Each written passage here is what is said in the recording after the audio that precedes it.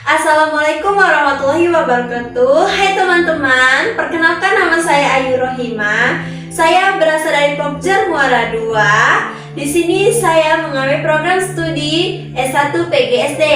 Di sini saya disuruh oleh dosen pembimbing saya untuk membuat sebuah video pembelajaran mengenai pembelajaran PPKN di SD dengan materi konsep penegakan hukum di Indonesia. Baiklah, tolong disimak ya video saya, semoga kita mendapatkan manfaatnya bersama-sama. Apabila dalam video saya terdapat banyak kekurangan, saya mohon maaf. Tidak lupa nama dosen pembimbing saya, yaitu Ibu Patriani. Oke guys, enjoy the video. Assalamualaikum warahmatullahi wabarakatuh. Selamat pagi anak-anak. Ayo, gimana kabarnya? Sehat semua kan? Alhamdulillah sehat ya. Oke, bagus. Baiklah, gimana ya kita kemarin? Kalau ibu bilang, apa kabar anak kelas 1B? Alhamdulillah, luar biasa, Allahu Akbar. Kita ulang sekali lagi ya. Apa kabar anak-anak kelas 1B? Alhamdulillah, luar biasa, Allahu Akbar. Wah, semangat sekali ya. Oke, sekarang ibu minta tolong kalian cek temannya di sebelah kiri dan kanan kalian, lalu lihat siapa saja yang tidak hadir. Ayo coba cek dulu ya. Oke, pinter. Siapa namanya tidak masuk? Oh, tidak ada ya? Hadir semua ya. Alhamdulillah. Kalau begitu jadi siswa kita full ya, artinya tidak ada yang izin ataupun apa ya. Jadi pas 20 orang. Oke, pinter. Sekarang ibu minta tolong tangannya diletakkan di atas meja seperti ini ya. Lalu kita baca doa bersama-sama. Oke, biar ibu pimpin ya doanya ya. Ayo duduk rapi-rapi, ayo rapi-rapi ya. Udah ya. Berdoa dimulai. Berdoa selesai. Alhamdulillah. Selanjutnya tolong siapkan bukunya, penanya atau pensil ya. Terus buku tulis. Terus jangan lupa LKS kita. Ayo keluarkan. Udah ya. Sekarang ibu minta kalian buka di modul 6. Itu tentang materinya tentang penegakan hukum di Indonesia. Sudah ya? Oke. Kemarin kita bahas masalah apa anak-anak? Iya, tentang penegakan hukum di Indonesia ya. Kemarin sudah kita ulas kembali agar kita mengingatnya lebih luas lagi ya. Siapa yang masih ingat mengenai pengertian hukum? Ada yang bisa? Oh, Nasya. Oke, silakan Nasya, dijawab. Apa itu pengertian hukum? Wah, bagus Nasya. Tadi Nasya menjelaskan bahwa pengertian hukum adalah sebuah peraturan yang bersifatnya memaksa, yang berisikan suatu perintah. Di situ bisa suatu yang bersifatnya untuk mengatur tata tertib dalam kehidupan bermasyarakat ya. Kalau kita berbicara tentang hukum, artinya hukum itu sudah menyangkut tentang kehidupan manusia di bumi ini.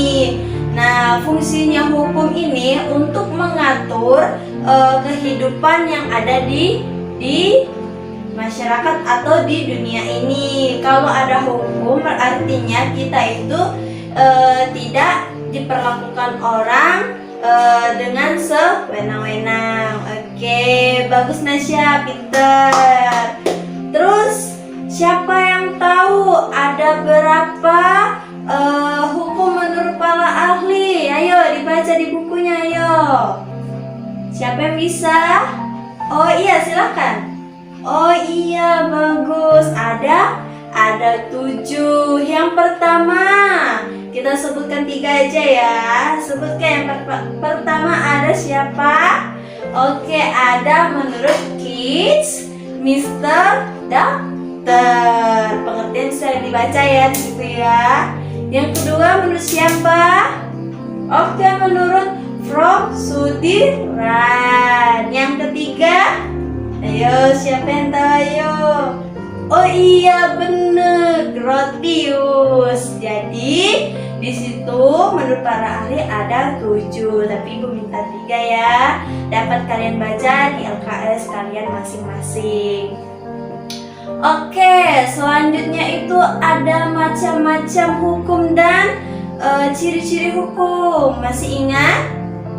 Oh iya, pintar. Masih ingat ya anak-anak? Ciri-ciri hukum ada berapa? Ya, ada 2. Yang pertama apa? Iya benar, adanya perintah atau larangan. Yang kedua apa Nana? Bagus. Yang kedua itu perintah atau larangan itu yang harus ditaati oleh semua orang. Benar, pinter. Anak kelas 1 memang pinter ya. Iya, selanjutnya itu tentang macam-macam hukum. Macam-macam hukum ada berapa Nana? Iya bener, ada 7 juga. Ayo sebutkan ada apa saja ayo. Yang pertama, hukum berdasarkan fungsi. Yang kedua, hukum berdasarkan sumbernya. Yang ketiga, hukum berdasarkan bentuk ya. Terus yang keempat, hukum berdasarkan tempat berlakunya. Yang kelima, hukum berdasarkan berlakunya. Yang keenam apa Nana? Iya benar, hukum berdasarkan kerja atau sifatnya. Yang ketujuh, hukum berdasarkan isi. Nah, jadi hukum itu ada 7 macam ya. Dapat kalian baca di LKS kalian masing-masing. Oke, hukum normatif, hukum ideal, dan juga hukum wajar ya. Siapa yang masih ingat apa itu pengertian hukum normatif? Iya, kamu silakan. Hukum normatif adalah hukum. Iya benar, hukum tertulis dan tidak tertulis. Kalau hukum wajar apa Nana?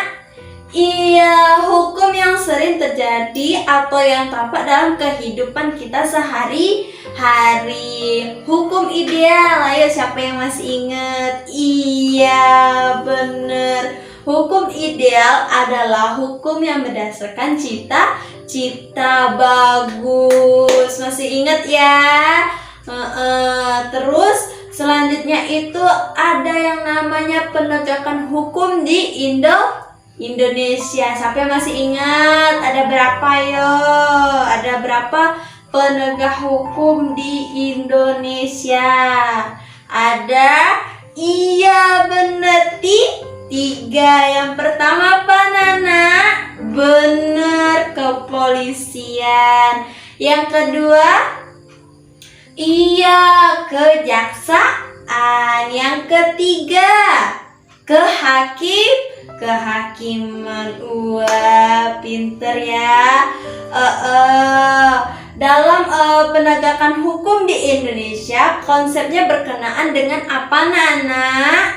Iya, ada norma, ada sanksi, terus itu ada tanggung jawab dan lain sebagainya.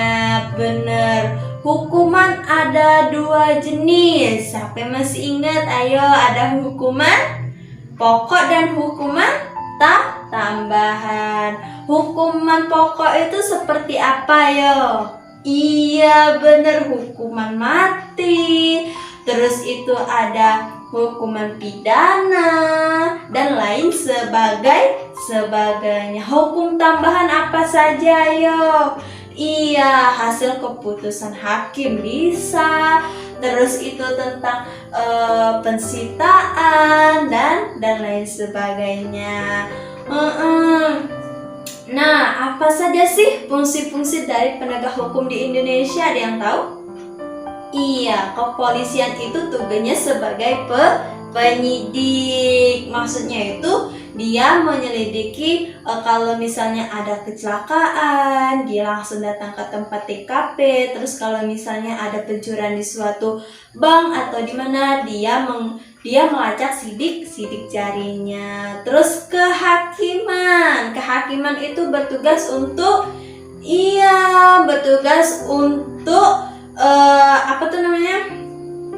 mempertimbangkan atau tempat sebuah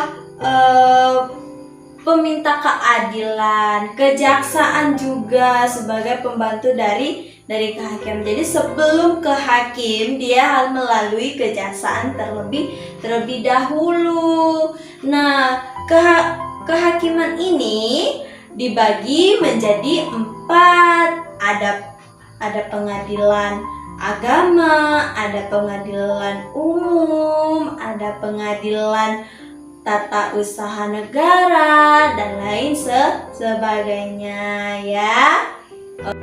Oke, selanjutnya itu mengenai kasus-kasus yang berkaitan dengan hukum. Siapa yang tahu ada berapa kasus yang berkaitan dengan hukum? Iya, benar, ada 2. Yang pertama apa? Iya, pencurian di ATM. Yang kedua itu perampokan. Nah, kalau pencurian di ATM itu pasal yang mengatur itu pasal berapa yo?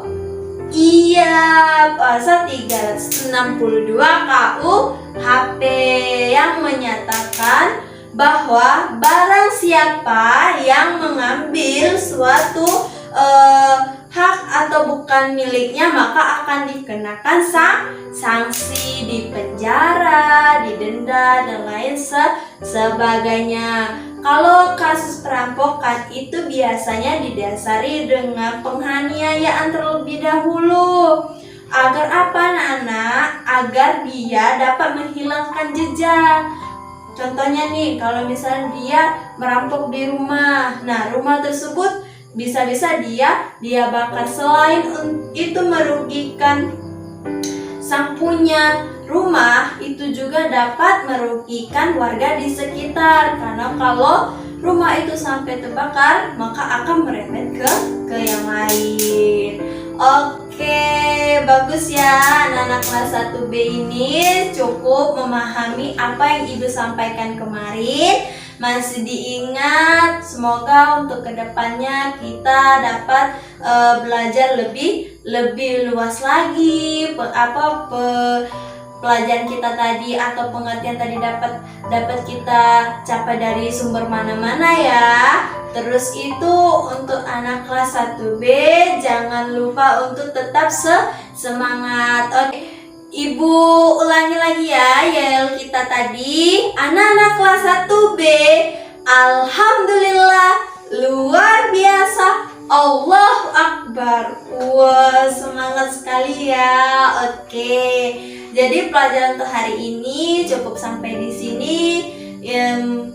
Dan waktu kita juga sudah habis ya. Jadi setelah ini kalian boleh istirahat. Sebelum itu Ibu minta tolong kemasi dulu buku-buku kalian, masukkan ke dalam tas. Oke, kalau sudah Ibu ucapkan wassalamualaikum warahmatullahi wabarakatuh. Terima kasih.